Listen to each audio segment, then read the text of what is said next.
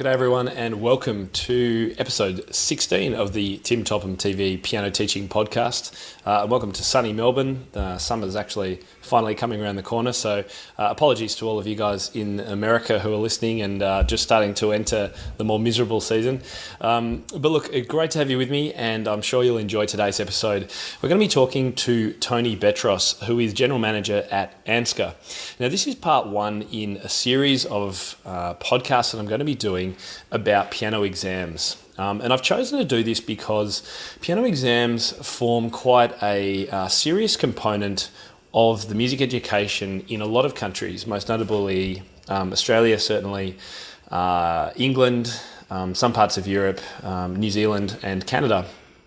And so what I thought it would be useful to do is actually talk to some of the people about the differences in the exam board. So this is part one. We're talking about ANZCA, ANZCA. It's the Australian and New Zealand Cultural Arts.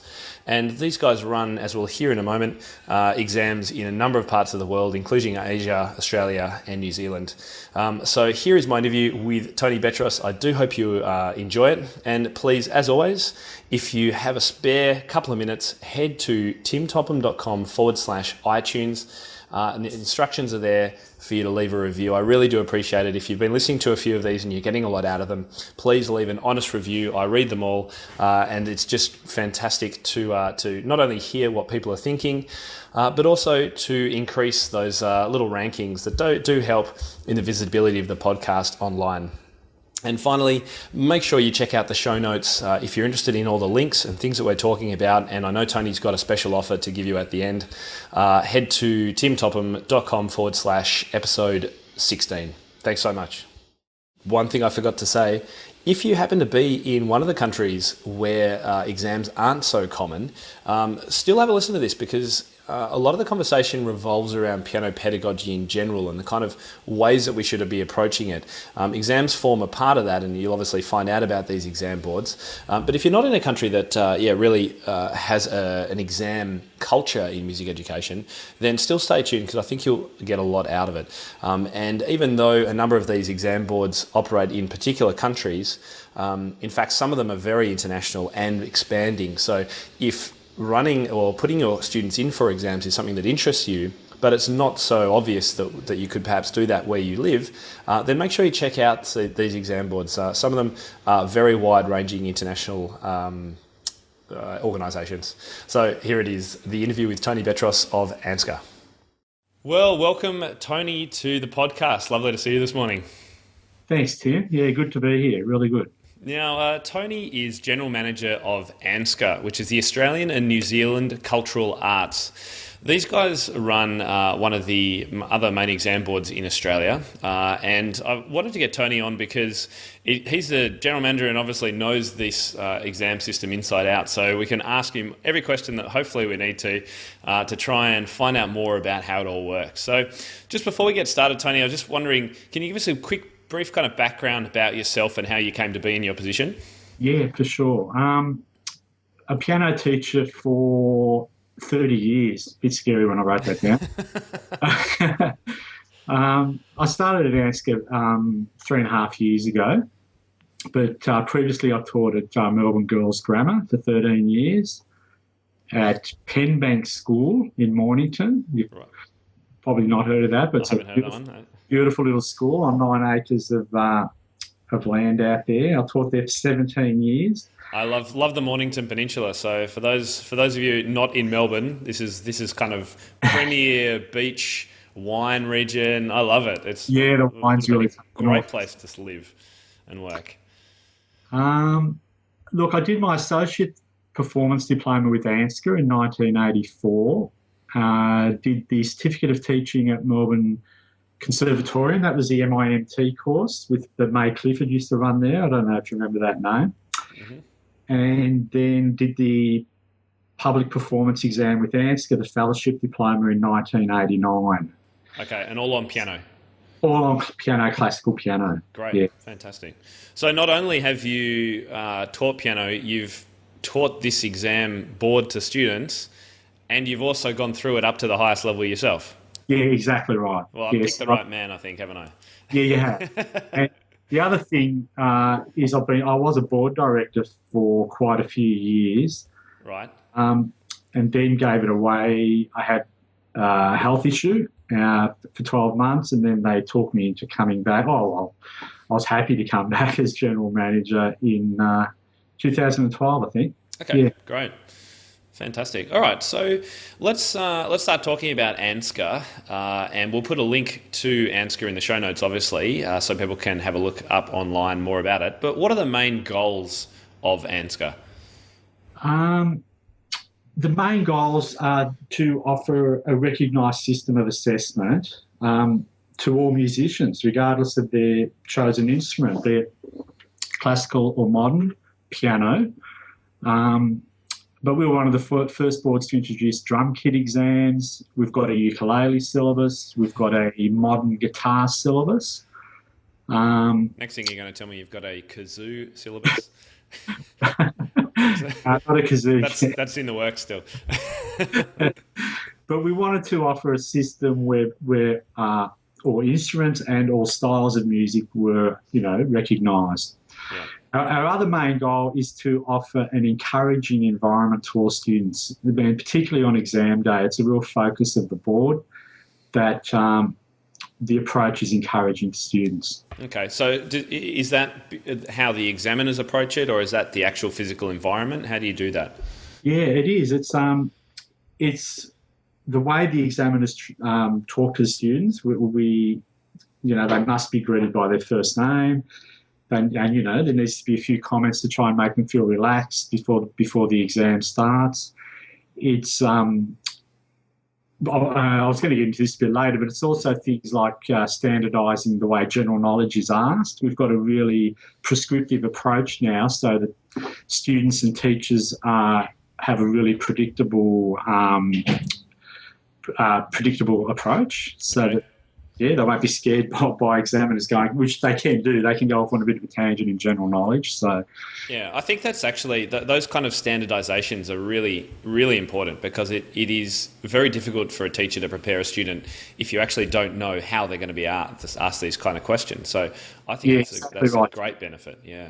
Yeah, it is. What we've actually done is listed the questions that the examiner can ask in the syllabus. So there's no surprises, but at the end of the day, the students still have to learn the same work, but they'll know how the question will be asked. The exact wording is listed.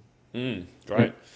And so we've talked about a few of the differences that perhaps separate your method and how ANZCA works to some of the other exam boards, but are there any other specific other features other than what you've already said that set ANZCA apart?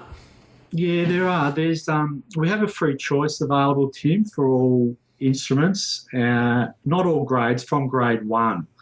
A free choice, what is that? So that's a free choice piece. They can choose any piece from anywhere, but it's the teacher's responsibility to ensure the standard's correct. It can be higher than the grade, but it can't be lower. Right.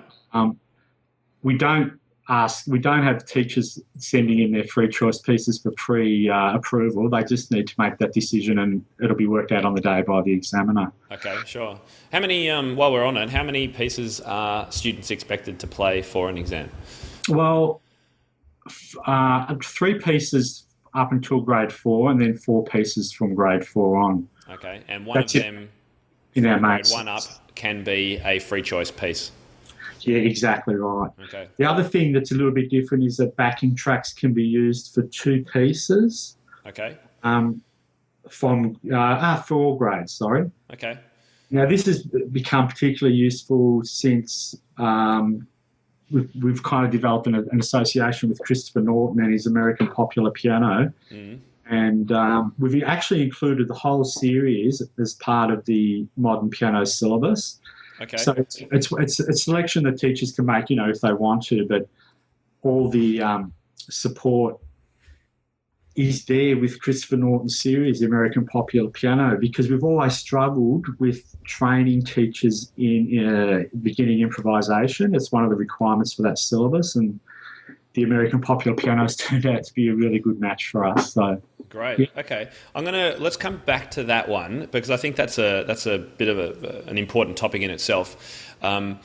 But I was just going to say, I think you've got a number of different types of exams too, and we should probably make clear that the improvisation and the Chris Vaughan stuff is one type of exam. I think I'm right in saying, and there's classical exams. And can you just go over the different types of exams that you're? Yeah, for sure. Yeah, so we've got the normal traditional classical piano syllabus, and then we've got the modern piano syllabus. And the modern piano syllabus follows the same structure as the classical, but the genres are obviously modern. Right. It goes through to the same diploma levels that the classical syllabus goes through, but it's treated seriously. It's not meant to be an easy alternative. And in fact, often the styles in modern, the rhythms particularly can be really, quite challenging. Yeah. But we also introduced a performance syllabus this year, which is an option for those that are perhaps busy and they're looking for an alternative type exam. It's just the performance of 4 pieces, Tim. There's no other requirements for that exam.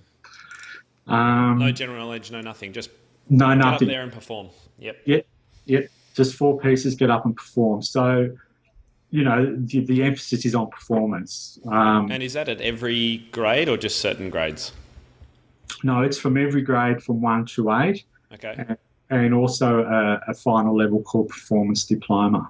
Okay. To be devil's advocate, could that not be used by teachers as a way to kind of get out of doing some of those things that are harder, the general knowledge and the sight reading? Oh, we just won't worry about it. We'll just get you to play music. Yeah, look, it probably. Well, I imagine some teachers might do that, but we're encouraging teachers to use it in a smart way. I mean, you can structure the technical work around the keys of the pieces, and certainly sight reading and general knowledge shouldn't be avoided. But I think at the end of the day, their performance it'll catch up with them by the time they get to the high levels if they haven't got that technical background, certainly. Look, I say that definitely as devil's advocate, it's not my own opinion. I think it's actually a great opportunity because it allows teachers to spend their time doing all the other things that they should be doing anyway, but they can sort of, instead of just focusing on a strict syllabus of scales, sight reading, general knowledge, oral tests, they've got more time then to talk about chords and progressions and improvising and composing and all That's those it. kind of things. I mean, good teachers will always be good teachers. So, it's just horses for courses. It's just an option for kids when they get to those years where they're busy at school to continue their music studies. Like the old, under the old system, they just drop out and that'd be the end of them. At least this is a way teachers can keep them going. Hopefully, time comes back to them again and they can return to the normal syllabus. That's great. Cool. So we've got the classical syllabus, the modern one, the performance syllabus. Yeah. Are there any other options? Yeah, there's a duet syllabus. Okay, that's great.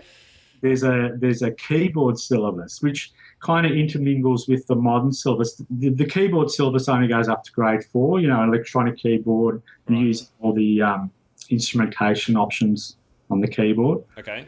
The rhythm unit and accompaniment and things like that. And the duet one, that's you're assessed as a pair, I assume. Yeah, that's exactly right. Right. Exactly right. So the report's duplicated and yeah. Yep. And there's a syllabus for that of the pieces that. There's a syllabus for that. That's available for free download online, like all our syllabuses. Fantastic. We'll make sure we link up to the syllabus downloads for sure.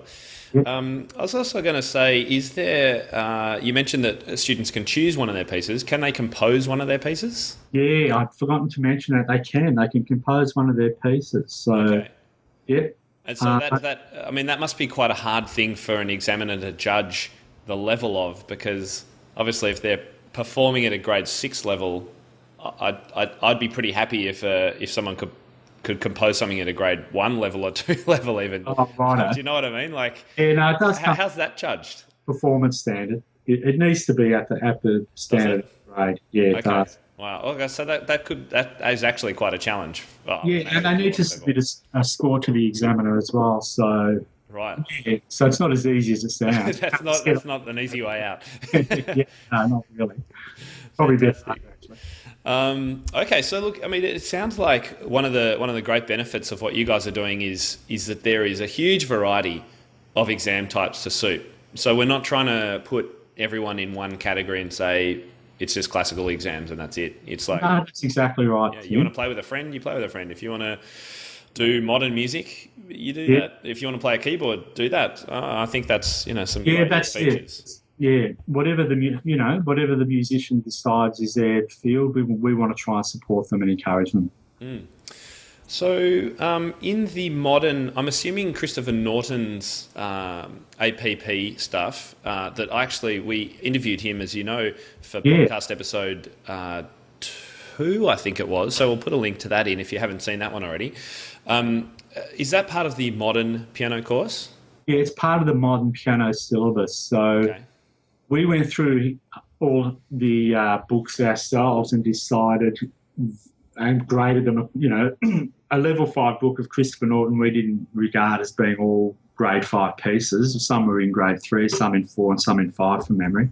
Yeah. So we've categorised them in each grade. But the thing that we like about that course is that there's training in improvisation, which we'd never seen before. Mm-hmm. Christopher takes them through step by step. There's actually a book, the Etude book, that really deals with things in a step-by-step basis, which teachers should really appreciate. It just makes it so much easier, Tim. Yeah, I agree. And for anyone listening who hasn't explored improvising, then the first thing I'd do is just watch that podcast with Christopher, because he talks about how he goes about doing this. But those books, they really just start with, he says, improvising can be, one note. Let's start with one note. Yeah. Let's play it in a simple rhythm, and then let's add a second note. And that's where you start. So for teachers who are freaking out and saying, I can't teach improvising, this is a great method to use, isn't it? Yeah, it is, Tim, because I think the word improvisation, a lot of teachers link it to the great jazz improvisers, and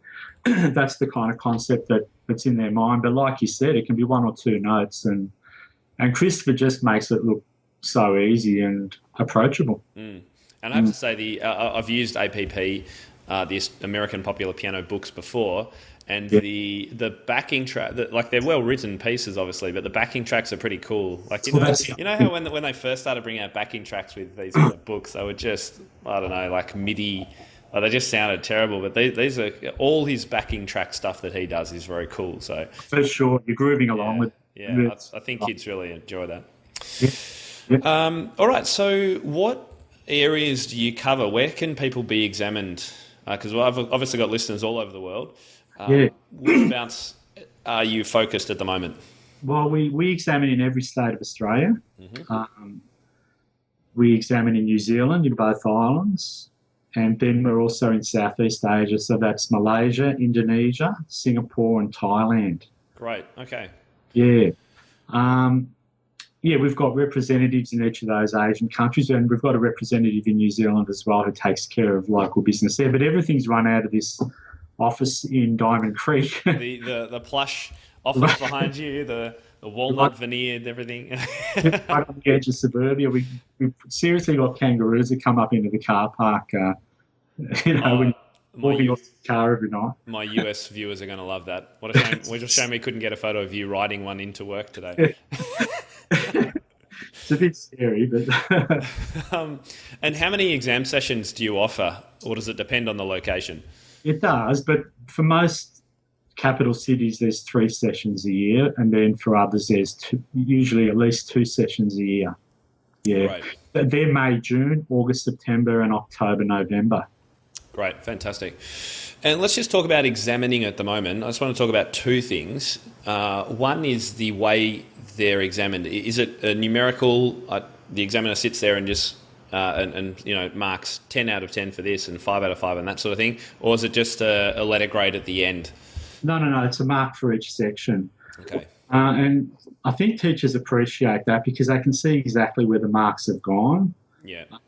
The other thing with marking each section, it kind of ties the hands of the examiner. Like I've seen reports come in where kids might get 4 out of 18 for their scales, and then they'll end up getting 14 out of 14 for 3 of their pieces. So it's just, it is what it is. Yeah. So, and it's a very clear way to let teachers know what needs to be improved and how students. That's exactly right. Yeah. And we're really trying to improve our report writing in that way, because we're saying to examiners now, look, even if you deduct half a mark, teachers want to know why. Mm. You can't just say great work, 13 out of 14. There must have been some reason why, a mark was lost. So, look, even if it's an uneven bar or something like that, you need to mention it. We need to give the teachers feedback. They want to know what's going on. Mm. Yes, it can. I've had that experience. It can be frustrating when a student gets all the best comments. The comments are fantastic. Everything's great, and they get a B. Yeah, I know. How does it work? I don't know.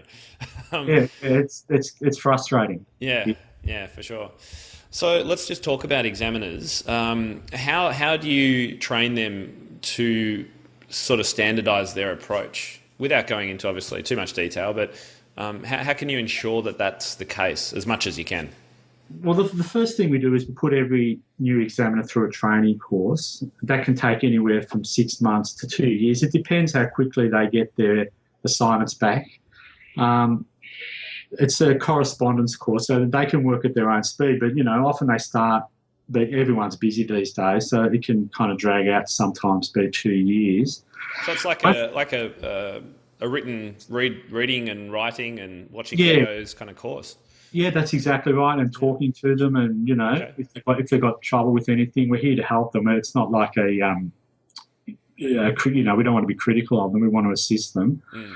But then they'll train with an experienced examiner. They'll just sit in. It could be 2, 3, 4 times until they feel comfortable.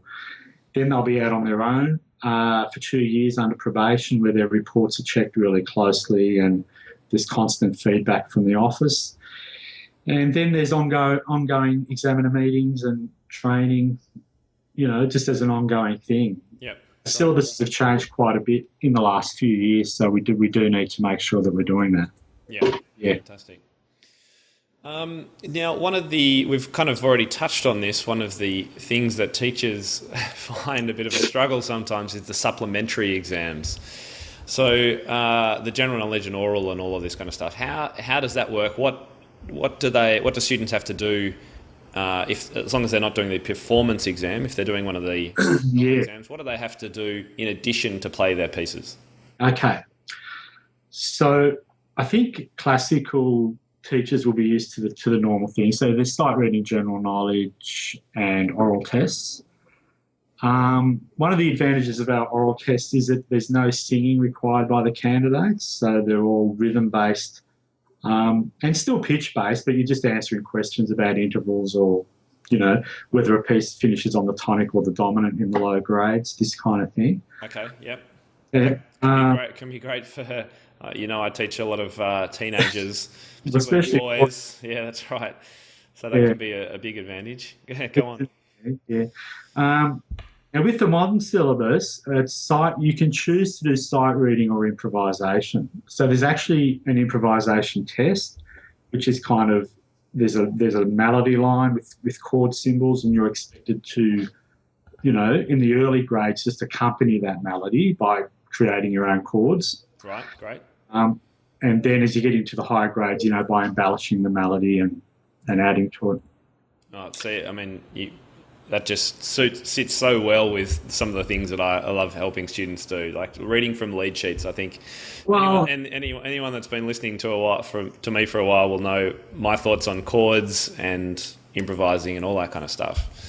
Well, it's living in today's world, isn't it? I mean, someone puts a bit of music down in front of you, you've got to be able to do something with it. Yeah, and that's right. Often it's a modern piece, so yeah, it's useful. It's useful. And are there resources to help teachers with that test? Yeah, that could be a bit scary. No, it is.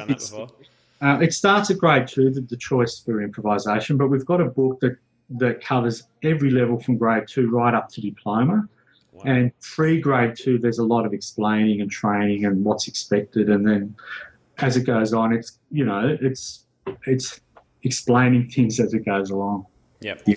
And oral tests and general knowledge and scales, technical work, obviously written up in your syllabus, but would teachers be expecting similar things to what they would be assuming by those words? Yeah, that's right. There's books for each of those sections that cover every grade. The technical work covers every grade, and the oral test covers every grade. So it's not like you're buying a book every couple of grades or something like that. We didn't talk about books. The books for the classical syllabus are fully resourced. So there's grade books for every grade from introductory to grade 8. Right. The same for the modern syllabus. So there's books for every grade as well. And how long between changeovers of books sort of thing? Do the books last for a number of years, or are they a new book each year? Yeah, no, they're grade books. Yeah, they're grade books. Sorry. So let's say I'm teaching a grade 1 student this year and I've got another one next year. Does the book change? Oh, no, it hasn't changed for a while. Okay. For a good while. And we need to, we're starting to get it onto our agenda now. We need to be thinking about the next series. But the series has been out for quite a few years, more than 5 years, I think. Okay. And are there kind of, lists of pieces other than what's in the book that you can use? Yeah, there's the manual list, of course. Okay, there is a manual list, great. Yeah. And then the free choice means that you can do, because we've moved to a 3-year syllabus now, the free choice gives the candidates an opportunity to play whatever's current. So, okay. So by what you said, moving to a 3-year syllabus, what does that mean? Well, it's now going from 2015 to 2017. So the syllabus will last for 3 years. It used to just last for 2 years, but now it's 3 years. All right, great. Fantastic. Okay, so I think you've answered this before when you mentioned your own experience. You offer diploma exams as well? Yeah, that's right. And what are the main requirements of those? Are they similar to what other exam boards are doing? They are. There's associate, licentiate and fellowship diplomas. Right.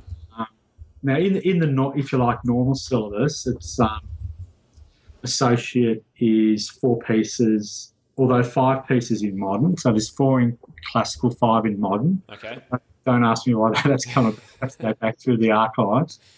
And then there's general knowledge with that exam as well. Right. And that's a oral general knowledge, spoken? Yeah, it is. Yes. Yeah, it is. But even, we were talking before about general knowledge. We still want to try and make it that the questions are predictable, and we have listed them even in associate level. Okay. But the question might be something like, talk about the form of this piece.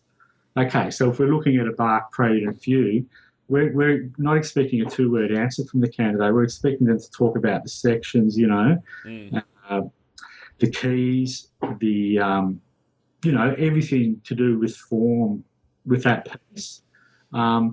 We'd rather not prompt them. We'd rather just have them talk. Yeah. So if if the examiners are not getting the answers that they want, they'll prompt, but that, kind of results in a deduction, if you like. Yeah. And that's in the syllabus. We expect them to talk. There's not that many headings, but if they're asked for one, they're expected to be able to talk about it. Licentiate is similar, but with the high standard pieces, and the fellowship diploma is the public performance.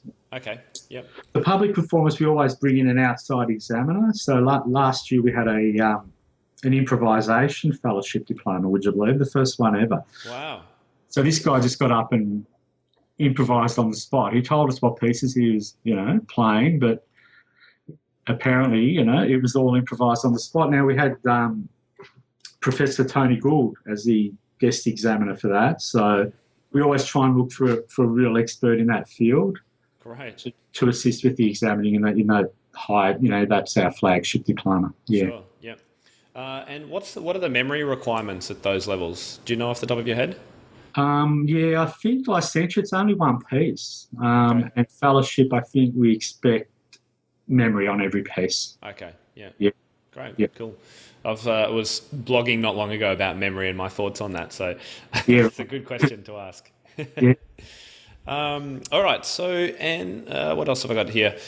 How quickly do exam results generally come out? Okay, that's a good one. Well, the golden rule in the office is the day they arrive in the office, they're posted out of the office. So On the same day? on the same day, And they right? normally arrive the next day after the exam, do they, or something? I kind of Well, depends. yeah, it depends. We expect the examiners to get them in within 24 hours, to have them in the post at least. But the thing we're finding really annoying is Australia Post has really gone. It's, and where we used to get praised for getting the results out so quickly, it's kind of like, well, yeah, where are they? And it's out of our hands. We've actually resorted to tracking every item that goes out of the office now, so Okay. we can see them sitting at the mail centre for 2 or 3 days. But yeah, Not I much you don't can know. do about that. I don't know what's going on there. But the other thing is, not only are the reports posted, but the certificates posted at the same time. So Okay, yeah, great. And that kind of leads us on to my next question, which is about online enrolment results and syllabuses. So I know that some exam boards have their syllabuses online. I know you guys do, so that's one thing we can put a link to. Have you thought about online results or enrolment, or do you do enrolment online? I don't even know. timely question, Tim. We actually had our website guru out on Tuesday this week Right. because we've made the decision that this is the way we need to go now. Yeah, so we're pricing it all up and expect to Possibly have in the pipeline. yeah, for sure. It's something. Is that for results or for enrolment or both? Well, we want to try and do as much as we can online. So, we're imagining a teacher portal where they can see their results and enrol their students and do everything. Yeah, Basically. Yeah. fantastic. Well, it's got to be the way of the future, I guess. But I would imagine that it done properly and linked with your own kind of systems, it could potentially save your office staff a whole lot of work as well. Well, that's what Craig, our guy, was saying on Tuesday. Yeah. That's the other benefit of it. It's good to stay as a small office if we can. So, yeah, that'll really suit us as well. Great. Just there's paperwork too, Tim. Oh, absolutely. Well, Yeah. all of us teachers are with you on that one. If you could get rid of the paperwork, that'd be great. Yeah.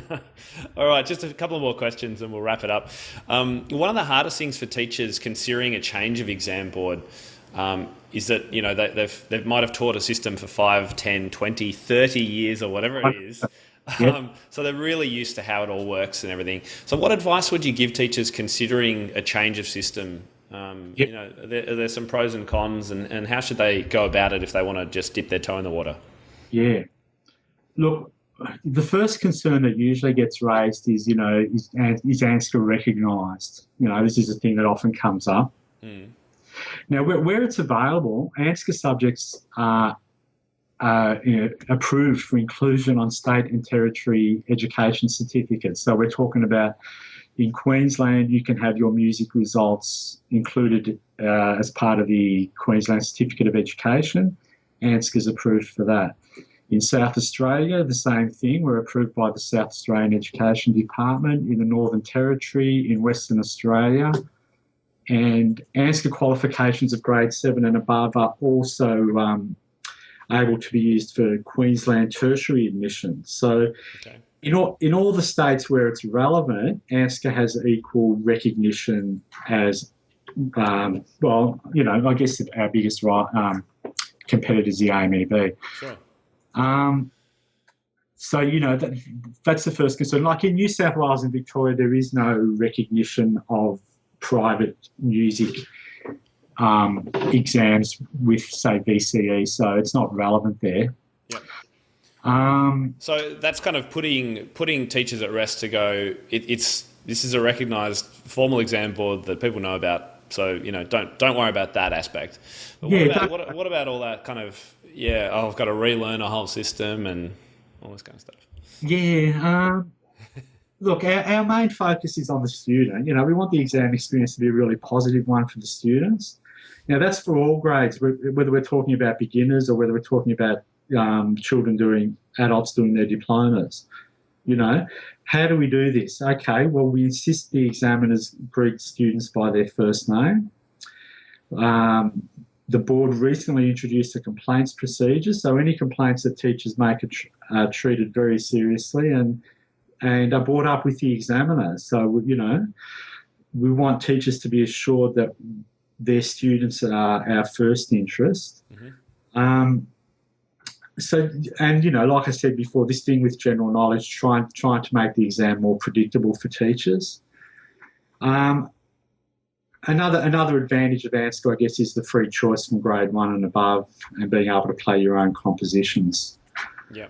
I don't know whether I'm quite answering what you're asking me, Tim. Yeah, well, look, I think the question more specifically is just about, I guess, is it easy for teachers, if they have been following another exam board for many years, to try out ANZCA? And how would they go about it? Look, I think it is. The first thing they could do is go and download a syllabus from the website. So all our syllabuses are available for free download. So, they don't need to pay anything. They can have a look. Look, the way our normal exams are set up, the classical and the modern syllabus, they're very similar to AMEB. The standards are very similar. So for people listening around the world who might not know, AMEB is the Australian Music Examinations Board. Yeah, they're the ones that have been around for 75 years or whatever. We're the new kids on the block. You're the new kids, yeah. And I actually, I put I've had a few students through ANZCA, but I remember the first time I did it, I just decided for one of my students who was tending towards the more modern music, but was interested in doing the exam, I just thought, you know what, I'm just going to give it a go and try it. And yes, I had to do a bit of reading and a bit of research, and I had to find some new music and explore it. But it was actually a great little mini PD session for me in understanding how a different exam system works, finding and teaching new repertoire, which is fantastic because we all know that it's very easy to stick to the pieces that we know really well and not try any new ones. So that's exactly right. I think that's a huge advantage of actually trying a new exam board. And the other thing is that, you don't have to change your whole studio over, do you? You can you don't have to. Look, up your horses for courses. You might decide you want to, like you said, if you've got students that are more modern inclined, you might want to give them a go with the ANZCA syllabus. Yeah.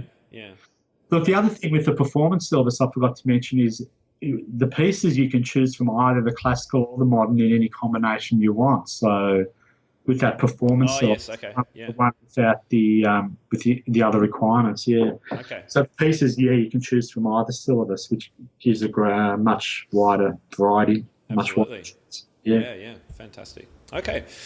So, last couple of questions. What are some of the resources and websites that you guys have that provide resources for teachers? Yeah. There's our website, and that was recently updated just in the last 12 months. So what's the address of that? That's www.anzca.com.au. Great, thank you. So from the website, we sell our own books. We actually produce our own books, Tim, in-house. Okay. So we've got a big printing room up the back of the building here. Oh, literally in the building. Yeah, well, look, not all of it, but those ones that have a smaller quota, we produce them in-house. Yeah. Okay. And so teachers can buy that online via your website? So if let's say you're going to try it out with your grade 3 student, they can go online, find the grade 3 syllabus, or find the syllabus is free, right?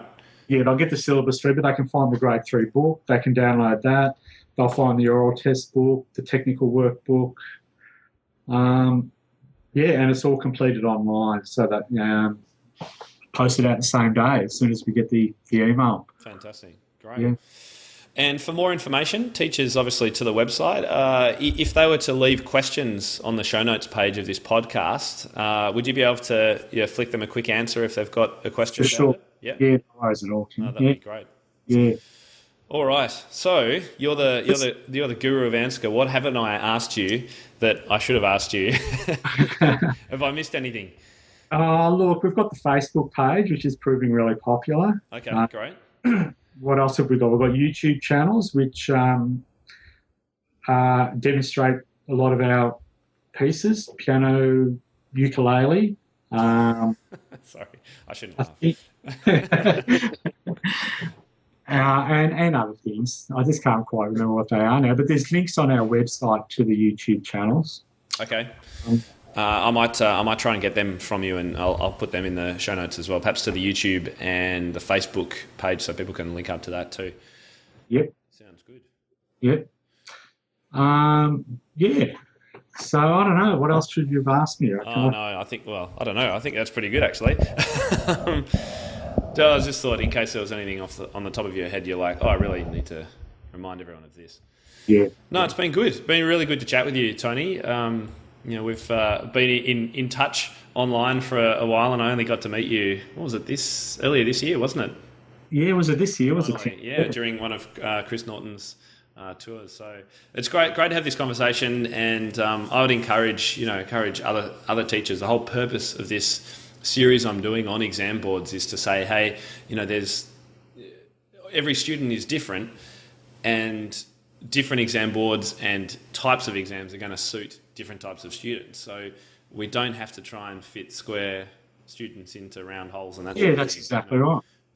Pick the board and the syllabus that suits your students and is going to give them the best outcome. That's kind of my approach. That should be your approach. And look, thanks for the opportunity. It's very much appreciated. No, you're welcome. And look, if anyone's interested, they're welcome to contact me at admin@ANZCA.com. Or you'll get that from our website if you can't remember it.